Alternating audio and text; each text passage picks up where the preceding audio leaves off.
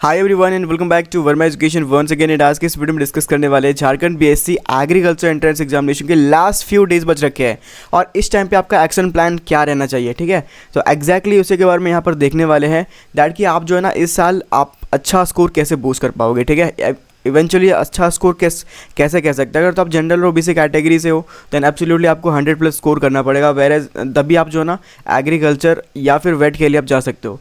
वेरेज SC/ST category के लिए यहाँ पर जो ना 80+ सेफ माना जाता है। ठीक है, तो क्या आपके लिए बेस्ट रहने वाला है उसके बारे में यहाँ पर डिस्कस करने वाले हैं। और अभी तक कोई एग्जामिनेशन की डेट शीट रिलीज़ नहीं हुई है, तो एग्जामिनेशन की डेट शीट की प्रोबेबिलिटी जो है ना यहाँ पर हम लोग कर सकते हैं दैट कि बिफोर 20 जून या फिर इन बिटवीन जून। ठीक है, आपको कभी भी देखने को मिल सकता है। तो अभी आपके पास एग्जैक्टली कितने दिन हम लोग अगर यहाँ पर निकाल सकते हैं तो आपके पास जो है ना 40 दिन मान के चल सकते हो। 40 दिन एग्जैक्टली नियर बाई मान सकते हो कि 40 दिन ही बचा हुआ है, क्योंकि इससे ज़्यादा आप एक्सपेक्ट नहीं कर सकते हो, क्योंकि आपका एग्जामिनेशन जो है ना अगस्त में नहीं होगा। ठीक है, किसी भी कंडीशन में आपका एग्जामिनेशन जो है ना वो अगस्त में शिफ्ट नहीं होगा। ठीक है, अगर तो मान लो जून में फॉर्म नहीं आया, ठीक है, जून में फॉर्म नहीं आया तो जुलाई में आएगा। ठीक है, तो जुलाई में फॉर्म आएगा तो ये लोग 15 से 20 दिन तो फॉर्म फिल करने के लिए देंगे। तो क्या ये अगस्त में एग्जामिनेशन शिफ्ट होगा? नहीं, बिल्कुल भी यहाँ पर चांसेस नहीं है दैट कि आपके एग्जामिनेशन अगस्त में शिफ्ट होंगे। ज़्यादा से ज़्यादा चांसेस दैट कि जुलाई के लास्ट वीक में आपका एग्जामिनेशन जो हो जाएगा, या फिर जुलाई के सेकेंड वीक या फिर थर्ड वीक में आपको जो है ना यहाँ पर एग्जामिनेशन देखने को मिल जाएंगे। तो देखो आपके पास एग्जैक्टली मैंने बता दिया दैट कि 40 दिन आप मान के चल सकते हो। 40 दिन आप मान के चल सकते हो, 40 से 50 दिन आप मान के चल सकते हो। वेरेज जैसे ही नोटिस आता है आपको एग्जैक्टली डेटा पता चल जाएगा दैट कि आपके एग्जामिनेशन कब होंगे। तो हम लोग यहाँ पर स्ट्रैटेजी की बात करते हैं दैट कि क्या स्ट्रैटेजी आपको रहना चाहिए। मैंने यहाँ पर आप लोगों को 3 कैटेगराइज में किया है। ठीक है, जिन भी कैंडिडेट्स का यहाँ पर 50% सिलेबस कंप्लीट हुआ है उनको यहाँ पर एक तरीके से मान लो ग्रुप ए में है, एंड मान लो जिसका 70% कम्प्लीटेड है वो ग्रुप बी में है, और जिनका 100% कम्प्लीटेड है सिलेबस वो ग्रुप सी में है। तो इन तीनों कैटेगरी के स्टूडेंट्स को क्या करना चाहिए अभी इस टाइम पे? ठीक है, क्योंकि फॉर्म जो बहुत ज़्यादा पास आने वाला है। तो फर्स्ट ऑफ ऑल हम लोग ग्रुप ए की बात कर लेते हैं दैट कि जिनका भी सिलेबस 50% कम्प्लीटेड है उसको अभी क्या करना चाहिए। ठीक है, तो फर्स्ट ऑफ ऑल 50% कम्प्लीटेड है तो किस पोर्शन से? क्या इक्वली 50% कम्प्लीटेड है लाइक बायोलॉजी से एंड 50% फिजिक्स से भी 50%, केमिस्ट्री से भी 50%? अगर इस रेशियो में है ना तो आपका माइंडसेट अभी जो ना हाई वेटेज चैप्टर्स पे रहना चाहिए। ठीक है, हाई वेटेज चैप्टर्स को अभी आपको फॉलो करना चाहिए। एब्सोल्युटली हाई वेटेज चैप्टर आप खुद से अभी आप कैलकुलेट कर सकते हो। जब भी आप PYQ सॉल्व कर रहे हो, जब भी आप मॉक टेस्ट दे रहे हो, तो वहाँ पर आपको हाई वेटेज चैप्टर्स देखने को मिल जाएंगे। वेरेज हमारे एग्रीकल्चर बैच में आपको हाई वेटेज चैप्टर की प्रॉपर PDF दी हुई है, वहाँ पर भी जाके चेक कर सकते हो। फिर देखते हैं कोर टॉपिक। ठीक है, तो आपको जो है ना इस टाइम पे 50% आपका सिलेबस कंप्लीटेड है, उसके बाद जो है ना आपको हाई वेटेज चैप्टर कंप्लीट करना है। तो हमारे जो PDF है, PDF में अराउंड जो है ना आपको यहाँ पर 40 चैप्टर्स दिए हुए हैं। ठीक है, 40 चैप्टर्स जो दिए हुए हाई वेटेज चैप्टर में, अगर उसमें से जितना भी चैप्टर आपका कंप्लीट हो गया वो एलिमिनेट करके जितने भी चैप्टर पेंडिंग है वो आप कर लीजिएगा। ठीक है, उसके बाद कोर टॉपिक की बात करें तो एनालाइज द कोर टॉपिक। आपको कब कोर टॉपिक कैसे पता चलेगा? तो कोर टॉपिक के लिए कम से कम आपको 10 से 15 साल का प्रीवियस ईयर क्वेश्चन आपको सॉल्व करना पड़ेगा।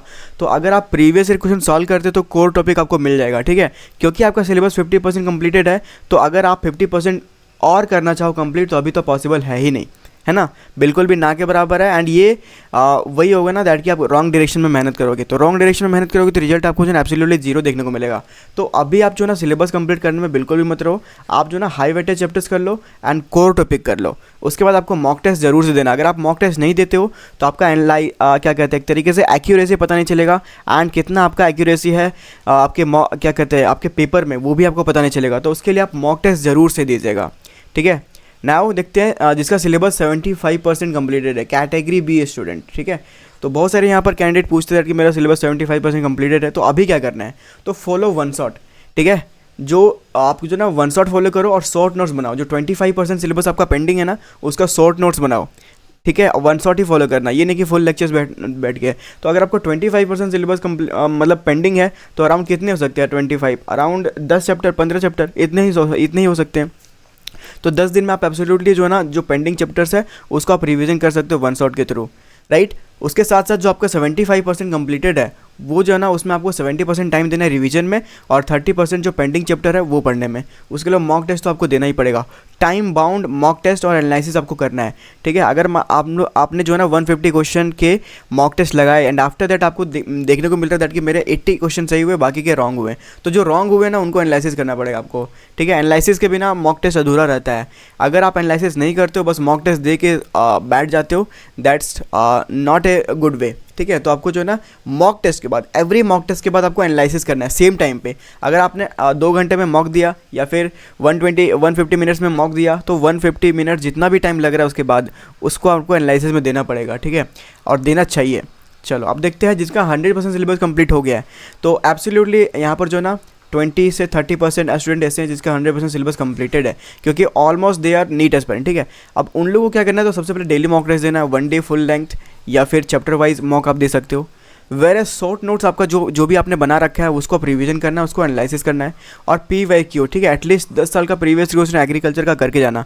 तो ये सारी चीज़ें जो है ना, अगर आपको मॉक टेस्ट चाहिए, शॉर्ट नोट्स चाहिए और PYQ चाहिए, हमारे मोबाइल एप्लीकेशन पे अवेलेबल है, तो ज़रूर से एक बार जाके चेकआउट करना। आपको यहाँ पर ज़रूर से वर्थ इट या फिर एक तरीके से बेनिफिशियल देखने को मिलेगा, ठीक है। आज के इस वीडियो में इतना ही बताना चाहता था, मिलते हैं अगली वीडियो में।